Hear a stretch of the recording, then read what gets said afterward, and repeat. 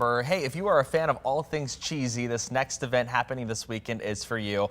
We're talking about the Big Cheese Mac and Cheese Festival happening this Saturday at Kellogg Arena in Battle Creek.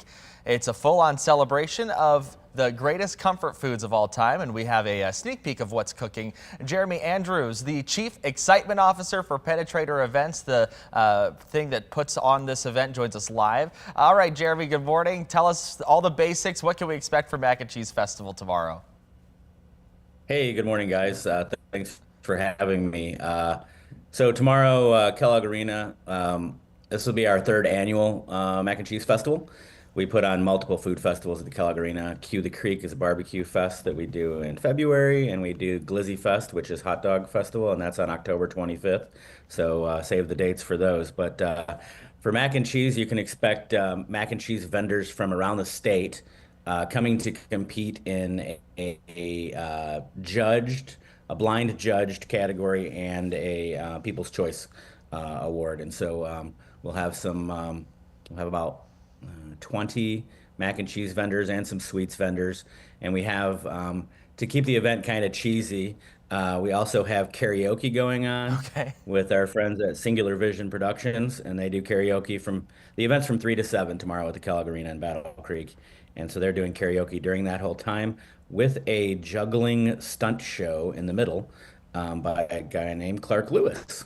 Wow, so you kind of get a lot of different bags here depending on what you want to go and experience, whether you're a mac and cheese lover, maybe you don't like the mac and cheese. Stick around for one of the shows, I guess. I mean, that's pretty cool. So you said 20 vendors. Are we talking like all their version of mac and cheese, like the, noodles and just cheese, or are there some different types of mac and cheese that we can expect tomorrow? Yeah, you can definitely expect a lot of different varieties. We have two categories that they'll compete in. One is the sort of traditional classic mac and cheese, just macaroni and cheese and nothing really added besides creamy goodness.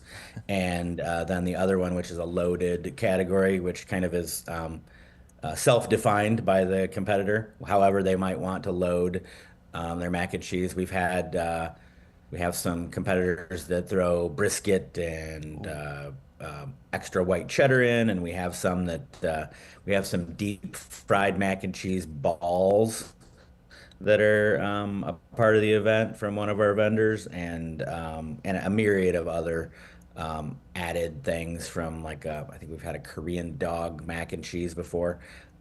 So I don't know what to expect. There's going to be there are always some interesting creations that show up from our vendors. Oh yeah, it sounds like, especially with that Korean barbecue dog situation that you guys have had in the past, that sounds really good. So I'm interested about, you said 20 different vendors about that from all across the state. Where's the furthest city that we are seeing come right in here to Battle Creek? I believe it's from Detroit or Okay. the surrounding areas, and we all from Lansing, maybe a Grand Rapids competitor, some Jackson, a lot of Battle Creek. We work with our Small Business Development Office and Sprout BC, and both of those organizations work with emerging entrepreneurs that are starting their businesses or small entrepreneurs, and we have a food truck and an incubator, a food truck commissary kitchen and an incubator kitchen that supports those as well. So we're trying to both uplift new and rising businesses in our community, and also bring people in from outside of the community to show what awesomeness Battle Creek has to offer. Yeah, absolutely. We love the Cereal City. I know that you were mentioning some small businesses there getting started, or maybe some local businesses continuing to get their name out. How does an event like this, how important is it for local businesses to be a part of something like this, especially if they've got some really great mac and cheese they'd love to share with the public? Yeah, I think it depends on the business and what their immediate goals are. For some, it might be getting the word out about their business, their new business, and their goods, and maybe right ahead of the summer catering season. And for others, it might be trying to make some money in a downtime, or boost their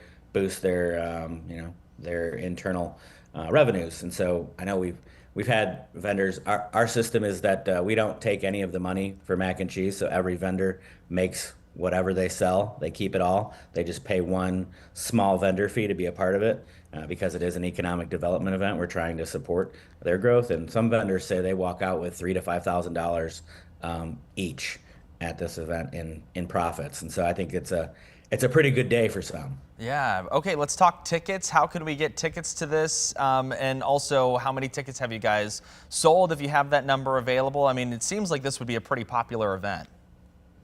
Yeah, so typically with all of our food festivals, we will get around 1,500 to 3,000 people attending. And for this one, how to buy a ticket, a couple of ways. You can buy in advance and skip the line. Sometimes there's a long line. You can buy that on advance at the Big Cheese BC, BC for Battle Creek.com. And or you can buy them at the box office when you get to the event at Kellogg Arena in Battle Creek. I don't know if I answered all your questions though. Oh, the No. ticket costs $7. Okay, $7, and I'm curious about, we'll see some mac and cheese flavors there. You talked about the two different categories that they will be entered in. Can you talk about how people can get in on that voting? Are people voting, or is it strictly judge voting? How does that work? Yeah, good question. There is the People's Choice Awards, and there are QR codes around the arena at each vendor booth, and some other placards that are standing up that people can take a photo of, and it'll direct you to the website where you can vote online. And that's for the People's Choice, so that the people choose what they like. Typically, that it feels like that's more of a popularity contest or more of um, which vendor is best at telling their customers to vote. And the judge side, we get different kind of food people from around the community and surrounding communities to participate. So we've had chefs and food critics and journalists and influencers. So this time we have a local influencer, Bobby Greenway. We have uh, uh, a Feed Me Kalamazoo, which is they do walking tours in Kalamazoo, and she's a local from Battle Creek that lives in Kalamazoo. And then we have uh, uh, uh, well, I can't remember who else. We have a few other judges lined up though. Okay, well, it sounds like you got Are some you still there? celebrities, local celebrities in the mix there. If there's anybody listening to this interview right now, they're like, hey, let's go out to Kellogg Arena, let's make the trip down to Battle Creek, or if we have any Battle Creek locals there and we say, hey, let's go down the road to Kellogg Arena. What is your one piece of advice to take on this festival? What can people expect as they walk right in? Good question. So number one, we have our vendors price their food right, meaning we tell them to price between about $3 and $7 for per serving, so that they will have smaller servings, so people can try lots of things. So that's the number one goal. Is I would not go and get filled up on the first mac and cheese that you try. Maybe maybe share with somebody that you're with, and or get a few at least and try a bunch of different things. And don't be scared of the weird creations. There's some of the strangest mac and cheeses last year were some of my favorite and some of the judges' favorites. You'll if you get there, you'll be over. It'll be busy. You'll be overwhelmed, but the food vendors will be surrounding the perimeter of the inside of the arena, and so just walk around, take a look. We have a map online as well, and so you can, if you want to go to specific vendors, you can find that. You can find their menus online, and they will have their menus posted as well. So their menus might include some other sides, or some proteins. There might be some barbecuers that are offering some proteins alongside of Oh, yeah. their mac and cheese and stuff like that. All right, tons of stuff, tons of options there at the Big Cheese Battle Creek Mac and Cheese Festival. Let's go ahead and throw that graphic up back on the screen tomorrow, 3 to 7 p.m. at Kellogg Arena in Battle Creek. If you're hungry, I guess come hungry specifically for mac and cheese. Jeremy, I want to thank you for your time this morning, and have fun at the event tomorrow. Hey, thank you. And if you're looking for things to do in Battle Creek, check out Penetrator Events on social media. We post events from all kinds of people that are doing things in Battle Creek. That's what we do is we share everything that's happening here.